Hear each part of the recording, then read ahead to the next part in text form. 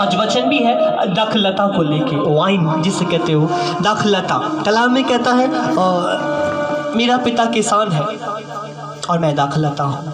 कहते जो डाली मुझ में बनी रहती है वो फलती है और फल लाती है। और आज वचन भी है दाखलता को लेके कि खुदा किस तरीके से हमें बनाता है। देखेंगे एक दाखलता जिसे बेल भी कहते हैं, इंग्लिश में ब्रांचेस भी कहा जाता है, वाइन ब्रांचेस।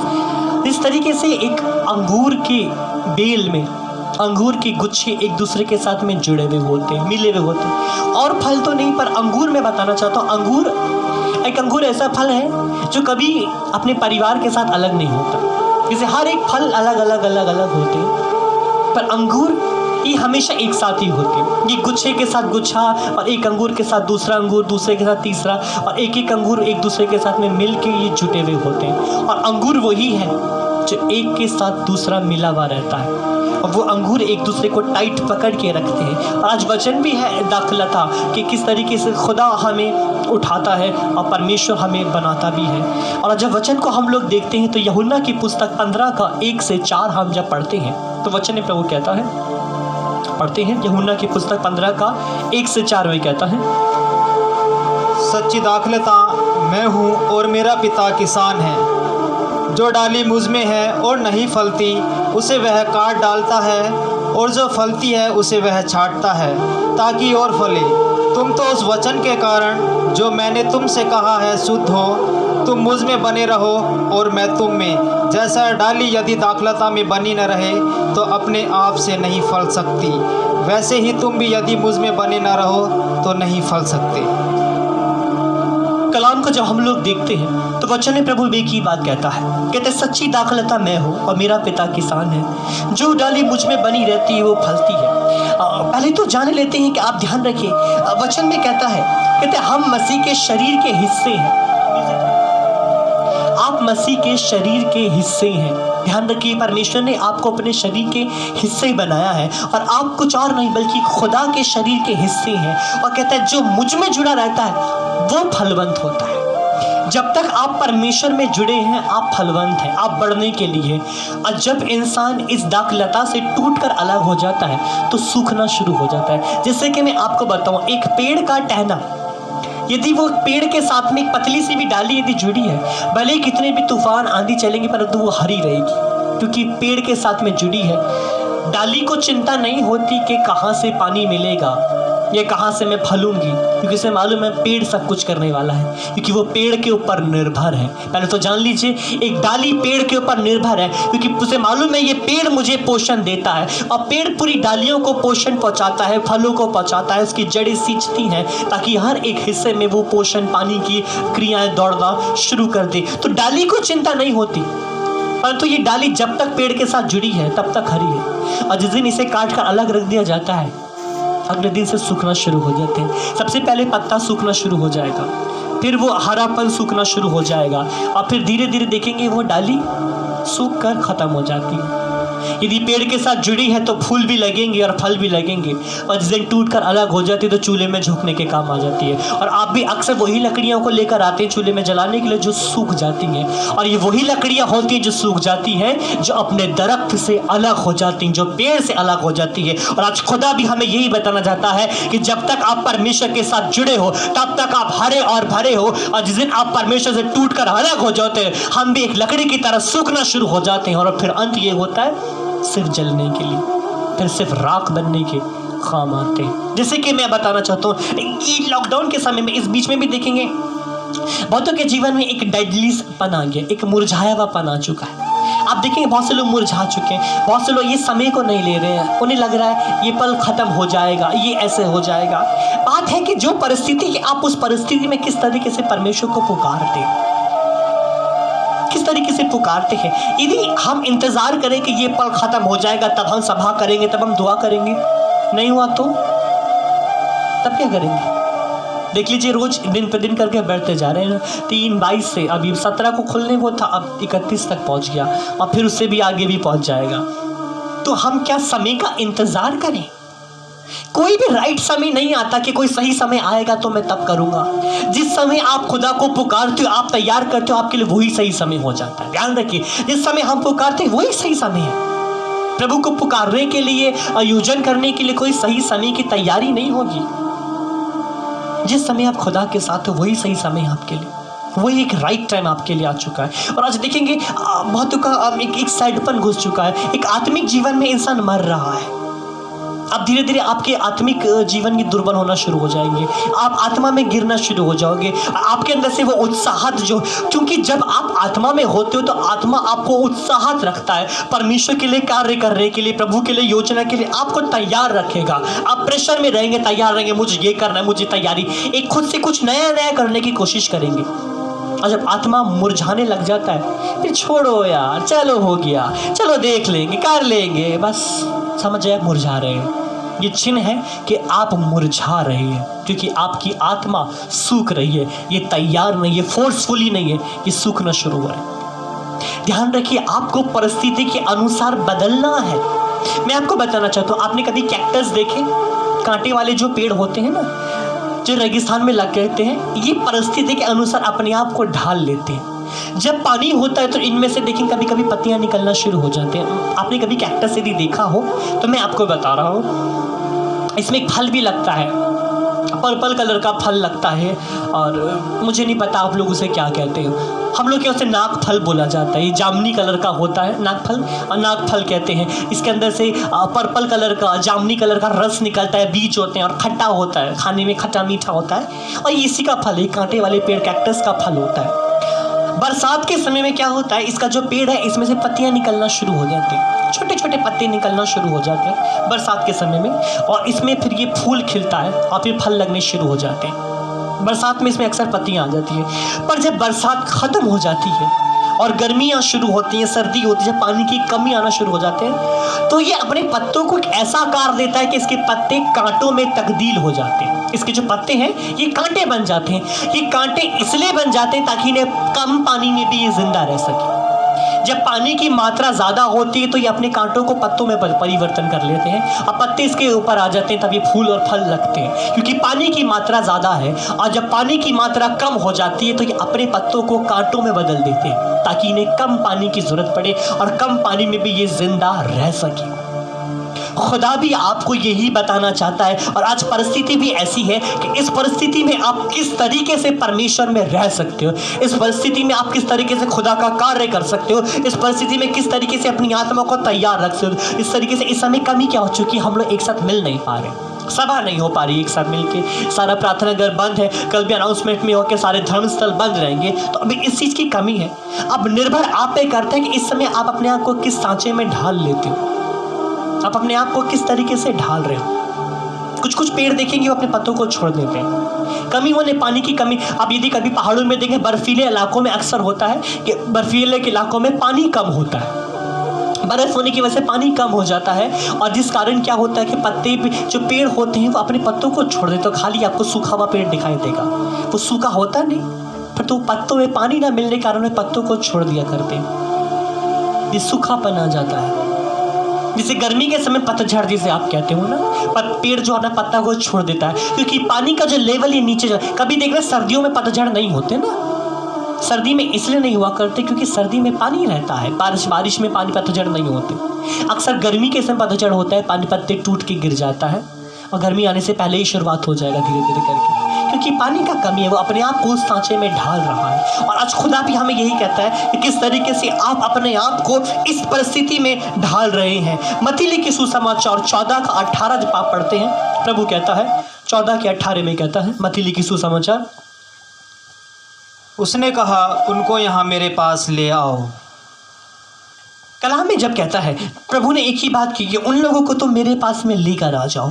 कहते हैं यहाँ पे एक छोटे से एक दृष्टांत भी है, एक कहानी की तरह एक दृष्टांत भी है। जिस समय मसीह 5000 लोगों को खिला रहा था, प्रचार कर रहा था, और उस समय वो 3 दिन से मसीह के साथ थे। ध्यान रखिएगा, 3 दिन से वो लोग खुदा के साथ थे।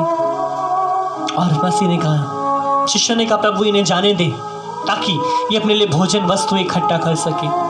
खुदा ने की बात बोले, इन्हें तुम खुद खाने के लिए दो, तुम इन्हें कुछ खाने के लिए दो।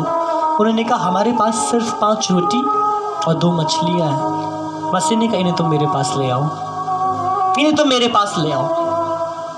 और वही 5 रोटी 2 मछली जब खुदा के हाथों में आई तो 5000 लोगों ने खा लिया और 12 टोकरे आशीष के बच गए। मैं आपको बताना चाहता हूँ, जिस तरीके से सीमेंट और रेत यदि एक साथ हो तो ये पाउडर की तरह होते हैं ना। सीमेंट और रेत को यदि एक साथ मिला दिया जाए तो ये पाउडर बन जाता है, पर जब इसमें यदि आप पानी भी मिला देते हैं तो ये क्या होता है, ये टाइट हो जाता है, ये कंक्रीट बन जाएगा। यदि खाली सीमेंट और रेत को मिला के रखें, आप दीवार पे भी लगाएं, इससे चिनाई नहीं हो सकता ना। पर यदि आप इसमें जब पानी मिला देते हैं तो पत्थर की तरह मजबूत बन जाता है, ये टाइट हो जाएगा। फिर इसे तोड़ना मुश्किल हो जाता है। फिर तोड़ने के लिए हथौड़ा का इस्तेमाल होता है, जेसीबी का इस्तेमाल होता है, क्योंकि अब नहीं टूटा जा सकता। पर यदि खाली और सीमेंट रेत है तो ये मुलायम है, बहुत मुलायम है, पर इसमें पानी डाल देते हैं तो ये मजबूत हो जाता है। आपका विश्वास और आप भी ऐसे ही है, सीमेंट और रेत की तरह। आपका विश्वास और आप ये सीमेंट और रेत की तरह है, और जब इसमें पवित्र आत्मा घुस जाता है तो ये आपको भी मजबूत बना देता है। हालेलुया। ये चट्टान की तरह मजबूत बनाता है, ये आपको बालू नहीं रखता बल्कि चट्टान की तरह मजबूत बनाता है। और पवित्र आत्मा आपकी जिंदगी में वही काम करता है, खुदा का रूह आपकी जिंदगी वही काम करता है कि ये आपको मजबूत बना देगा। जो इंसान दुर्बल हो चुके हैं, जैसे कि इस समय बहुत से लोग दुर्बल हो चुके हैं, बहुतों के आत्मिक जीवन दुर्बल हो चुके हैं, विश्वास में दुर्बल हो चुके हैं, सुस्त होते जा रहे हैं, क्योंकि आप सुस्त पड़ रहे हैं। इस समय आपको खुदा के आत्मा की जरूरत है, ताकि ये आत्मा आपको बलवंत बनाए और आपको मजबूत करके रख दे, आपको मजबूत बना के ये आत्मा रख दे। कलाम का जब आप देखते हैं 1 यूहन्ना 1 का 10 तक जब पढ़ते हैं, 12 तक वचन में कहता है, यूहन्ना 1 का 1 से 12 में कहता है, आदि में वचन था और वचन परमेश्वर के साथ था और वचन परमेश्वर था। यही आदि में परमेश्वर के साथ था। सब कुछ उसी के द्वारा उत्पन्न हुआ और जो कुछ उत्पन्न हुआ है उसमें से कोई भी वस्तु उसके बिना उत्पन्न नहीं हुई। उसमें जीवन था और वह जीवन मनुष्यों की ज्योति था। ज्योति अंधकार में चमकती है और अंधकार ने उसे ग्रहण नहीं किया। एक मनुष्य परमेश्वर की ओर से उपस्थित हुआ जिसका नाम यूहन्ना था। वह गवाही देने आया कि ज्योति की गवाही दे, ताकि सब उसके द्वारा विश्वास लाएं। वह आप तो ज्योति न था, परंतु उस ज्योति की गवाही देने के लिए आया था। सच्ची ज्योति जो हर एक मनुष्य को प्रकाशित करती है, जगत में आने वाली थी। वह जगत में था और जगत उसके द्वारा उत्पन्न हुआ और जगत ने उसे नहीं पहचाना। वह है अपने घर आया और उसके अपनों ने उसे ग्रहण नहीं किया, परंतु जितनों ने उसे ग्रहण किया उसने उन्हें परमेश्वर की संतान होने का अधिकार दिया। अब कलाम में एक ही बात वो कहता है, वचन में कहता है कि वो आदि में, कहते इन द बिगिनिंग, कहता शुरुआत में यही था। कहते शुरुआत में वचन था, वचन खुदा के साथ था और वचन ही खुदा था। कहते सब कुछ इसी के द्वारा उत्पन्न हुआ। और आज सबसे बड़ी बात यही हो चुके हैं। कहते यूहन्ना कहता है कि मैं उस ज्योति की गवाही देने के लिए आया हूँ। मैं उसी के बारे में तुम्हें बता रहा हूँ जो शुरुआत है। जैसे कि मैं आपको बता रहा हूँ कि यदि बहुत सी जो इस परिस्थिति को लेके बैठे, जो इंतजार में बैठे, मैं आपको बताना चाहता हूँ, यदि इसके बाद इससे भी बड़े समय आ जाए फिर आप क्या करेंगे? अभी तो आप यदि फोन द्वारा वचन सुन रहे हैं, एक साथ नहीं मिल पा रहे, अभी आप इतने ज़्यादा परेशान में, यदि कल को इससे भी बड़ी प्रॉब्लम आते फिर आप क्या करेंगे? तब क्या यदि फोन का माध्यम भी बंद हो जाए तब क्या करेंगे? तब कौन सा इंतजार करेंगे? ध्यान है कि जिस समय में भी है, मैं उस समय किस तरीके से प्रार्थना कर रहा हूँ। जोना ने इंतजार नहीं किया था कि मछली के मुंह से निकलने के बाद मैं दुआ करूंगा। ध्यान रखिए, जोना ने इंतजार नहीं किया कि मछली जब मुझे बाहर फेंकेगी तब मैं दुआ करूंगा, बल्कि जोना ने परिस्थिति के अनुसार दुआ करना शुरू किया। यदि वो मछली के पेट में था तो उसने वहीं से दुआ करना शुरू हुआ। कहते हैं परिस्थिति के अनुसार ढल जाना। और आज खुदा भी आपको यही कहता है कि आप किस तरीके से परिस्थिति के अनुसार अपने आप को ढाल रहे हैं। कहते सच्ची ज्योति जगत में आने वाली थी और कहते उसी के द्वारा सब कुछ होने वाला था। कहते नम्र बन के हम परमेश्वर की औलाद बन जाते हैं।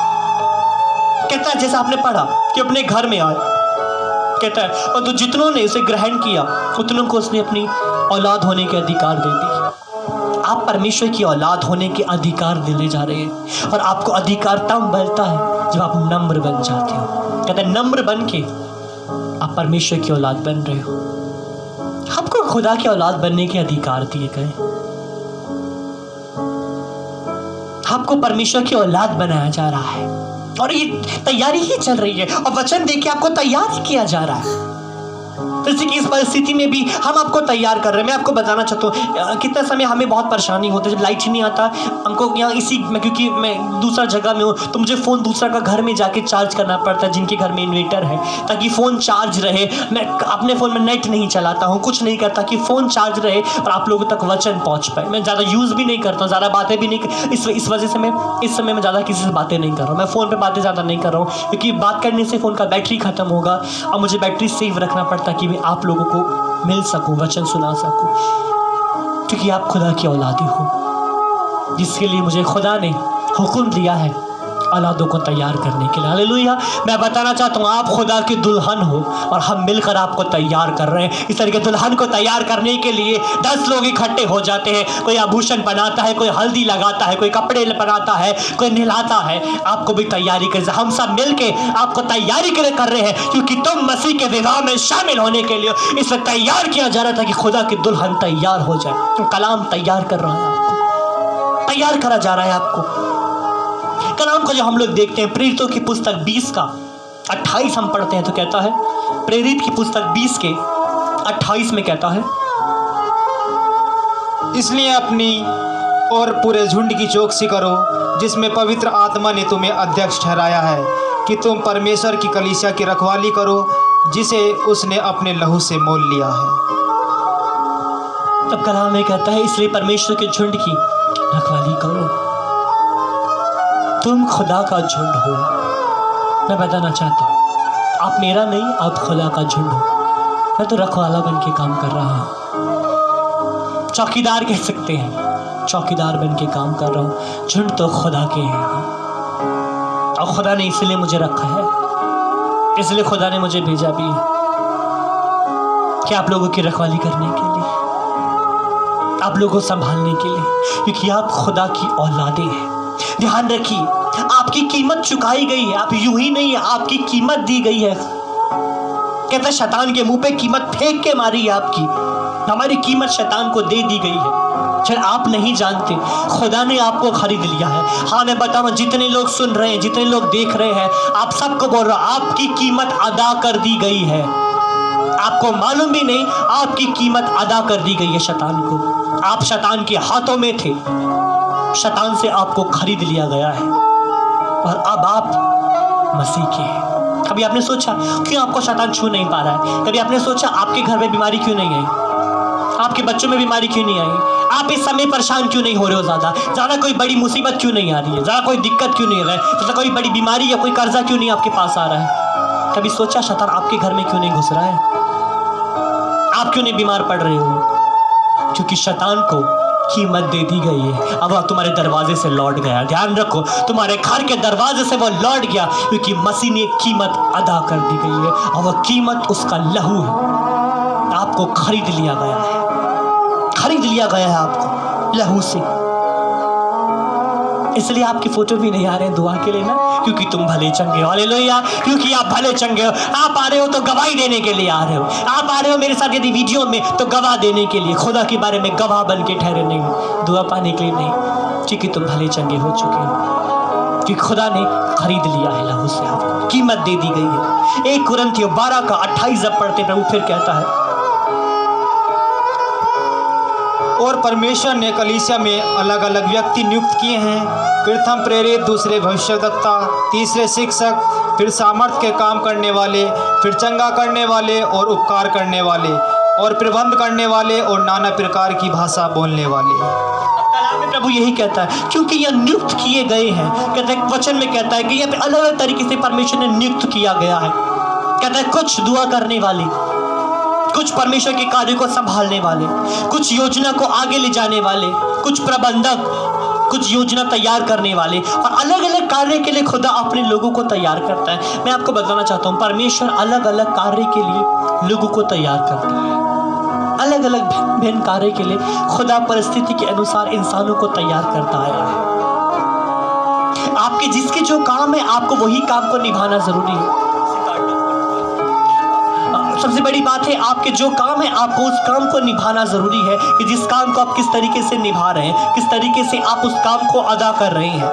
यदि आपको परमेश्वर ने काम दिया गया है बताने के लिए, आपको आवाज बना के भेजा है, तो आपके काम है कि इस समय में आपको आवाज उठानी ही है। आपको आवाज उठा के वचन सुनाना है, जिसके कार्य है, जो कार्य दिया गया है। तो किसी भी परिस्थिति में आपको रहना ही पड़ेगा। आपको मैं बताना चाहता हूँ, जो फौजी होते हैं ना, आर्मी ऑफिसर, इन्हें अलग अलग जगह भेजा जाता है। इन्हें बर्फ में भी खड़ा कर दिया जाता है, -डिग्री टेम्परेचर में। इन्हें कभी तपती धूप में भी खड़ा कर दिया जाता है, कभी जंगलों में खड़ा कर दिया जाता है, कभी शहरों में भी ले आया जाता है। जानते हैं क्यों?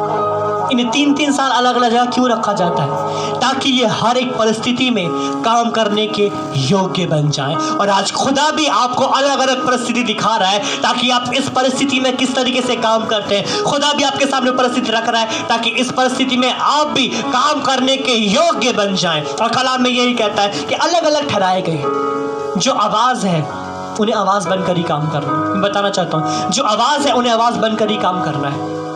जिनके काम है मीटिंग के आयोजन करने के लिए, तैयारी करने के लिए, आप अपना काम को देख लीजिए, आप किस तरीके से कर सकते हैं। मैं सीधी बताना चाहता हूँ, आप देख लीजिए इस समय आप अपना काम किस तरीके से कर सकते हैं। इस तरीके से आप जब ये इससे पहले आप अपने काम को करते थे, अब आप कैसे कर सकते हैं। सबसे बड़ी बात है, आपको ध्यान देना जरूरी है।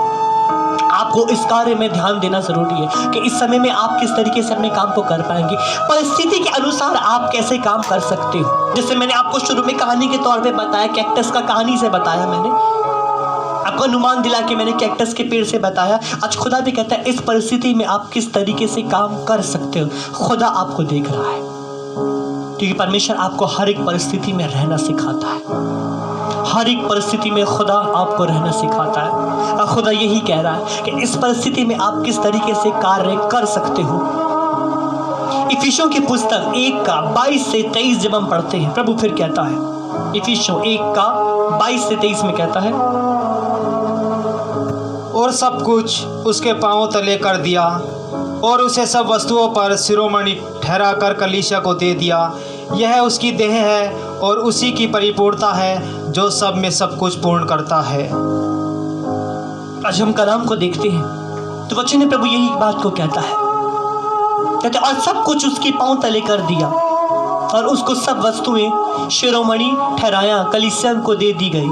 यह उसकी देह है और उसकी परिपूर्णता है जो सब में सब कुछ पूर्ण करता है। कहते सब कुछ उसके हाथों में दे दिया गया। हर एक चीज मसीह के हाथों में पिता ने दे दी, सब कुछ।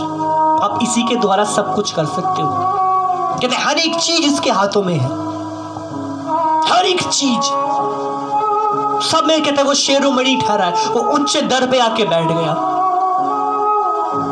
जो कभी स्वर्ग में रहता था वो धरती पर भी आया ना, धरती पे भी इसने काम किया और फिर स्वर्ग में उठा लिया गया। इस समय में यदि आप काम करेंगे तो खुदा आपको फिर दोबारा वही समय में भी पहुंचा देगा। हालेलुया। जहां पे आपकी शुरुआत हुई थी, खुदा आपको जांच रहा है। This is your training period. मैं बताना चाहता हूँ आपके जांच के समय चल रहे हैं, क्योंकि तुम इससे ऊपर जाने वाले हो। जांच के तो दिया जाता है ना, कौन क्या बनने वाला है, कौन सी रैंक किसको मिलने वाले हैं।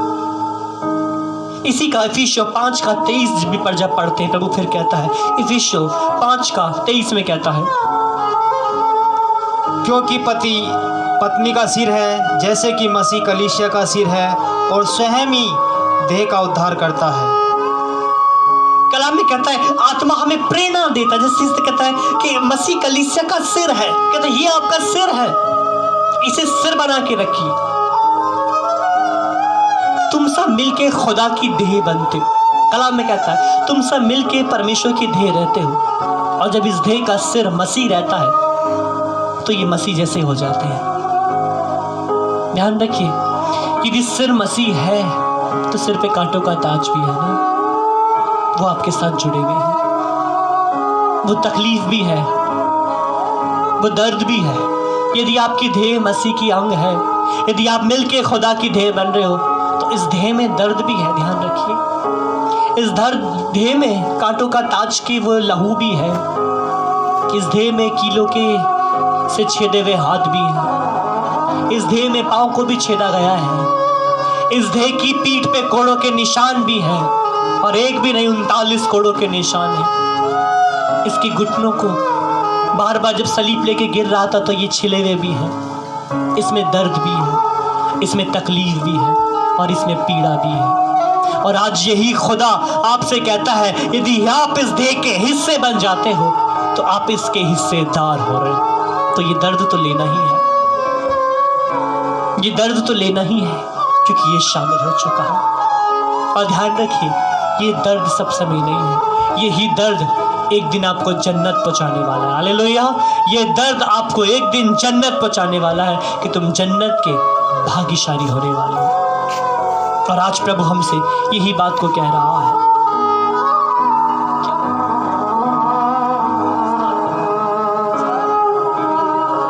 खत्म हो गया, चल नहीं रहा।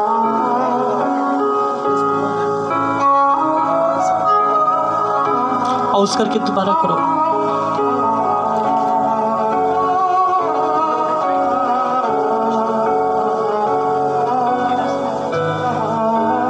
दोबारा करके